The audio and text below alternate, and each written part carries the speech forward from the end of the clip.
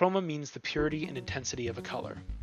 The title of this game is Chroma because it is based on bringing intense colors back into the world. I created it with a group of classmates in my Game Design Experience course in spring 2022 at UC Santa Cruz. It is a story game without any dialogue. The premise is that the world has had its color stolen and the player is trying to return it. The player will roam around collecting 3 crystals that bring back their given color to the world. Each environment corresponds to one of these crystals. The red crystal is in a volcanic plateau environment, while the green crystal is in a heavily forested jungle. Finally, the blue crystal is in a crystalline cave that is partially flooded. This mission is complicated by the colorless monsters that try to stop the player from accomplishing the mission. We worked as a team, but I was responsible for designing the red and blue levels, as well as player controls and enemy AI. The red level was the first one I designed, and it went through 2 redesigns because it needed to be less vertical, as it was meant to be more of a large open plateau. The only exception to this openness being the small cave where the player grabs the crystal. In class, we studied tile mapping to help us design our levels instead of drawing the entire thing from scratch. This proved to be a bit tough for the red level because it was confined to a square space. However, I was able to use it to my advantage in the blue level, which was designed to be a large, sloping, water-filled cave. I was able to make great use of the tile map because the design is S-shaped and guides the player in a satisfying way. There's even a point halfway through the level where the player can see the crystal but not get to it. Player controls are an interesting challenge to tackle.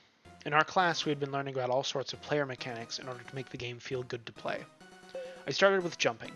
The player's jump height is about 2 times over their standing height, and the double jump height is 3.5 times above their standing. Since this is a platform game, it can require precision at times. Because of this, gravity was also very important. It takes about 1 second after reaching maximum height to come back down. The player spends about 0.2 seconds floating before being affected by gravity. This adds comfort and precision that the player can expect to feel during the game. The left-to-right movement took a lot more fine-tuning compared to the jumping.